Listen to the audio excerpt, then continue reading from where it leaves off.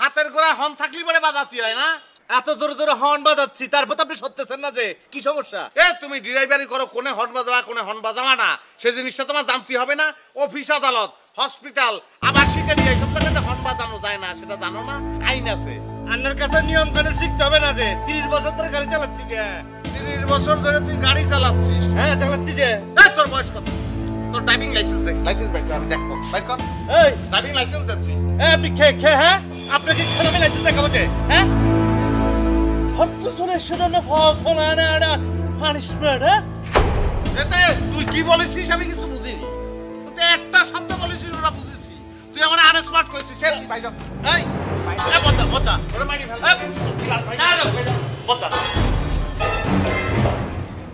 তুই কারে কি বলেছিস? আনস্মার্ট করছিস কি করবি আমার? তুই কি বলেছিস?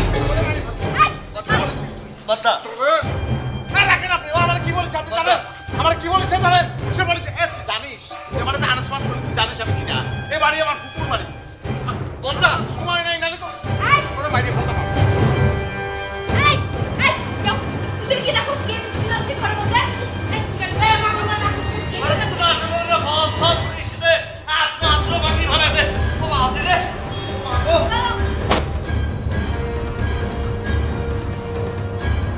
ওই সব আনস্মার্ট ফল ফল আইছে। ভাই কি ঈদ লাগে গেল না? তুই কোলাকুলি করতেছিস কিসের জন্য? ঈদের জন্য না, আপনি তো বাড়ির ভিতরে ঢুকতেছেন, এতে তো আমার চাকরি চলে যাবে। তখন যে এনে বসে আমি এতগুলি কথা কলাম, আর কলাম যেটা আমার কুকুর বাড়ি, তুই শুনিস কি কালা? না ভাই সব শুনেছে, এখন বুঝতে পারছেন না কেন? গরিব মানুষ চাকরি চলে যাবে। আপনি গেটে আসেন, ফোন করবো, আমি শুনলে আপনি বাড়িতে ঢুকে যাবেন। ওরে সবার ঢোকার জন্য পারমিশন লাগে না, তুই বুঝিস কিসের জন্য? এটা আমার আত্মীয়ের বাড়ি। এরকম কি হয়েছে? তুমি কথা কেমন করছো কেন? যাও তুমি গেটে দাও, আমি দেখছি। দিদাই তুই হচ্ছিস গেটের মাল, তুই গেটে থাকবি, এনে আসছিস কিসের জন্য? গেটের মাল গেটে থাকবে, যা যা পাগল করে যা। ও বুবু তাহলে চিনতে পারতেছেন তো? কে তুমি? আরে দত্তরি কি করছেন আপনি? আমার চিনতে পারেননি? আমি হচ্ছি স্মার্ট বয় ওরফে বাদশা, বাপের নাম জিন্না পাগল। এই পাগল কিন্তু সম্পূর্ণ পাগল না, পাগল হচ্ছে আমি কারে কি করছি বুবু আপনি তো সবই জানেন। ওই সে কথা মনে আছে? ওই যে আমাদের বাড়ি গেলেন, দাঁতের গোড়ায় ব্যথা যন্ত্রণায় টিকতে পারতেছেন না, নিমের ডাল পাইয়ে আনলাম, তারপরে নিমের ডাল দিয়ে ঘষলাম, তারপরে নিম পাতা সিদ্ধ করে সেইছে দাঁতের গোড়ায় দাঁত কিরাম আছে বুবু, দেখিস কি করেছি? এতদিন পরে দেখার মতো সালামই করিনি। আরে আমি তোমার কুকুর না, উনি ভিতরে আছেন। আগে বলেনি কিসের জন্য? এতক্ষণ ধরে ফাও পেশাল পারলাম, ফাওয়াটা সালাম করি বসলাম।